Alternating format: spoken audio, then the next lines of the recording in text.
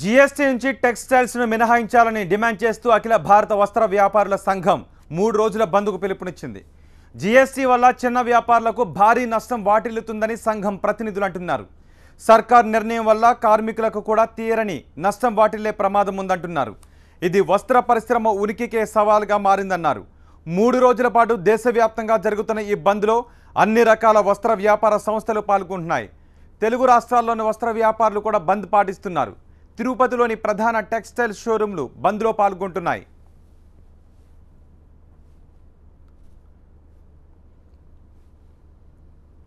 వస్త్ర వ్యాపారుల బంద్పై తిరుపతి నుంచి మరింత సమాచారం మా ప్రతినిధి రాజు అందిస్తారు. రాజు, వస్త్ర వ్యాపారులు కథం తొక్కుతున్నారు. ఇవాల్టి నుండి 3 రోజుల పాటు దేశవ్యాప్తంగా దుకాణాలను మూసివేసి రోడ్డుపైకి వచ్చినటువంటి వస్త్ర వ్యాపారులు జీఎస్టీకి వ్యతిరేకంగా నినాదాలు చేస్తున్నారు. వస్త్రాలపై పన్ను విధానాన్ని రద్దు చేయాలని చెప్పేసి ఈ రకమైన ప్రధాన డిమాండ్తో తిరుపతిలో పాటు చిత్తూరు జిల్లా అంతటా కూడా Tirupati cloth and readymades association పెద్ద ఎత్తున ఆందోళన నిర్వహిస్తుంది. వస్త్రాలు మరియు రెడీమేడ్స్ పైన విధించినటువంటి జీఎస్టీకి నిరసనగానే వ్యాపారస్తులు రోడ్డెక్కిన పరిస్థితి. దేశవ్యాప్తంగా ఈ ఆందోళన కొనసాగుతుంది. 3 రోజుల పాటు ఆందోళన చేస్తున్నటువంటి వ్యాపారులు ప్రధాన డిమాండ్ ఒకటే, జీఎస్టీకి వ్యతిరేకంగా నినాదాలు ఇస్తున్నారు. జీఎస్టీకి అనుకూలమైన సామాన్య పౌరుడు పైన భారం పడకుండా ఉండేందుకు దేశవ్యాప్తంగానే వస్త్ర వ్యాపారులు రోడ్డెక్కిన పరిస్థితి.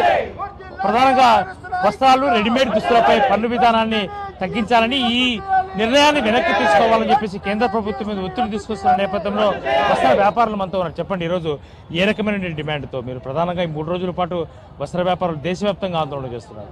అయితే మీ డిమాండ్కి ప్రభుత్వం తలుగుతుందని చెప్పేసి అనుకుంటున్నారా? డెఫినెట్గా తల వంచాల్సిందే.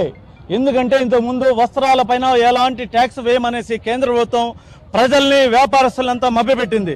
కానీ జీఎస్టీ అమలు పరుచున్న ఇంకా 3 రోజులు టైం ఉందనగా 5% సామాన్యులు కొనుక్కున్నటువంటి వస్త్రాలపైన 5%, అలాగే రెడీమేడ్స్ పైన 12% విధించడం అనేది చాలా దారుణమైన విషయం. దీన్ని ఇమ్మీడియట్గా రద్దుపరిచేంత వరకు ఈ 3 రోజులు దేశవ్యాప్తంగా అందరూ వస్త్ర వ్యాపారస్తులు, రెడీమేడ్ దుకాణాలు అన్నీ కూడా బంద్ చేసి మా నిరసనని ఈ కేంద్ర ప్రభుత్వానికి తెలియజేస్తున్నాం. దిగి రావాల్సిందే. సామాన్య ప్రజలు లేకపోతే వాళ్ళ ఆగ్రహాన్ని మీరు చెవి చూస్తారనేసి ఈ కేంద్ర ప్రభుత్వానికి మేము తెలియజేస్తున్నాం. సామాన్యులకు పెనుభారంగా మారిందని చెప్పేసి మీరు ప్రధాన డిమాండ్. వస్త్ర వ్యాపారులు ఈరోజు రోడ్డు ఎక్కడానికి ప్రధానంగా రెడీమేడ్ దుస్తులపై 12% విధించడం ద్వారా మరో 2-3 రోజుల్లోనే జీఎస్టీ అమలు కానున్న నేపథ్యంలో ఈ రోజు మీరు చేస్తున్న ఆందోళనకు ప్రభుత్వం దిగివస్తుందని చెప్పేసి అనుకుంటున్నారా? నమ్మకం ఉందండి. ఎందుకంటే 3వ తారీఖు వరకు మా వస్త్రాలను జీఎస్టీలో కనబరచలేదు, చేర్చలేదు. కానీ ఉన్నట్టు 3వ తారీఖు నుంచి మా వస్త్రాలని జీఎస్టీలో జతపరచడం జరిగింది. అయినప్పటికీ మేము కోరుతున్నది ఒకటే, 1956 చట్టం నుంచి వస్త్రాల మీద వేసిన టన్ను ఆ రోజే పెద్దలు తీసివేశారు. హ్యాండ్లూమ్ పైన లేదన్నారు. ఈరోజు హ్యాండ్లూమ్ పైన ఉందంటున్నారు, ప్రతి వస్త్రం మీద ఉందంటున్నారు. మరి అటువంటిప్పుడు ఇవన్నీ పెనుభారం కిందే వస్తుంది.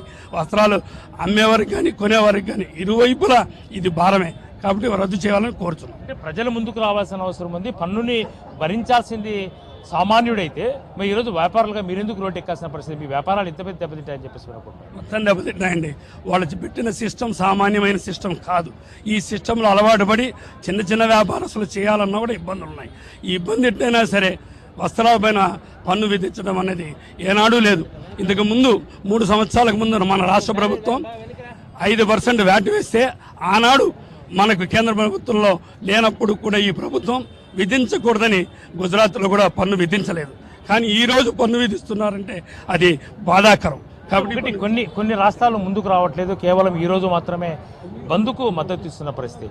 అంటే భవిష్యత్తులో ఇప్పుడు దేశవ్యాప్తంగా జరుగుతున్న ఆందోళనలో కొన్ని దక్షిణాది రాష్ట్రాల్లో ఈ సమ్మె ప్రభావం కానీ బంద్ ప్రభావం తాత్కాలికంగానే కనిపిస్తుందని చెప్పేసి ప్రభుత్వం భావిస్తుంది. వాస్తవం కదా? అది వాస్తవం కాదండి. అది యాక్చువల్గా ఏంటంటే ఈరోజు జిఎస్టీ వలన చాలామంది చిన్న వ్యాపారస్తులు కుదేలైపోయి రోడ్డు మీద పడి భిక్షం ఎత్తుకుండే పరిస్థితి ఏర్పడుతుంది ఈ జిఎస్టీ వలన. ఎందుకంటే 15,000 20,000 పెట్టుకొని రోజుకి ఒక బయోడేటా తీసి అది మళ్ళీ సబ్మిట్ చేయాలి అంటే చిన్న వ్యాపారస్తులకి ఏ విధంగా ఇది జరుగుతుందో ఒకసారి మీరు ఆలోచన చేసుకోండి. ఈ కేంద్ర ప్రభుత్వం వలన ఈ యొక్క వ్యాపారస్తులు నష్టపోతారే కానీ లాభం పొందరు. ఇప్పటి వరకు కూడా స్వేచ్ఛగా వాళ్ళు కడుతున్న పన్నులు కట్టమని, ఇన్కమ్ ట్యాక్స్ అవనివ్వండి, సేల్ ట్యాక్స్ అవనివ్వండి, లేబర్ డిపార్ట్మెంట్ ఏ డిపార్ట్మెంట్కి వాళ్ళు కట్టమన్నా మేము స్వచ్ఛందంగా అందరూ కూడా ఆ డిపార్ట్మెంట్లకి పన్ను చెల్లిస్తున్నాం. ఇప్పుడు ఈ పరిస్థితుల్లో ఏ డిపార్ట్మెంట్కి కూడా మేము చెల్లించలేని పరిస్థితి ఏర్పడుతుంది ఈ జిఎస్టీ వలన. కాబట్టి కేంద్ర ప్రభుత్వం మంచి మనస్సుతో ఈ జిఎస్టీని తొలగించి ఈ జిఎస్టీ మీద వేసిన 5% రద్దు చేసి మనిషికి కూడు గుడ్డ ఇల్లు ఇవన్నీ కూడా ముఖ్య అవసరం. కాబట్టి ఈ యొక్క క్లాత్ని మీద వేసిన ఒకటి జీఎస్టీపై పన్ను విధానాన్ని వ్యతిరేకిస్తూ వ్యాపారులు చేస్తున్నటువంటి ఆందోళన అయితే దేశవ్యాప్తంగా కొనసాగుతుంది. ప్రత్యేకించి చిత్తూరు జిల్లాలో అంతటా కూడా దాదాపుగా 5,000కు పైగానే వ్యాపార సంస్థలన్నీ కూడా బంద్ అయిన పరిస్థితి. అయితే చెప్తున్నది ఒకటే, వస్త్రాల మీద ఏదైతే పన్ను విధానం ఉందో దీన్ని రద్దు చేయకపోతే భవిష్యత్తులో ఆందోళన తీవ్రతరం చేస్తామని చెప్పేసి హెచ్చరిస్తున్న నేపథ్యంలో ఇప్పటి వరకు కొనసాగుతున్న ఈ ఆందోళన అనేది తీవ్రతరం భావించింది. 3 రోజుల పాటు దేశవ్యాప్తంగా వివిధ రాష్ట్రాల్లో వస్త్ర వ్యాపారులు ఆందోళన చేస్తున్న పరిస్థితి. వ్యాపారాలన్నీ కూడా బంద్ అయ్యాయి. ప్రత్యేకించి చిన్న వ్యాపారాలు ఏవైతే ఉన్నాయో కుదేలైన పరిస్థితి. చిన్న వ్యాపారులు రోడ్డు పడుతుంది. కేంద్ర ప్రభుత్వం తీసుకున్న నిర్ణయం వెనక్కి తీసుకోకపోతే భవిష్యత్తులో ఆందోళన తీవ్రతరం చేస్తామని చెప్పి హెచ్చరిస్తున్న పరిస్థితి తిరుపతిలో కనిపిస్తోంది. జగదీష్తో రాజు టీవీ తిరుపతి.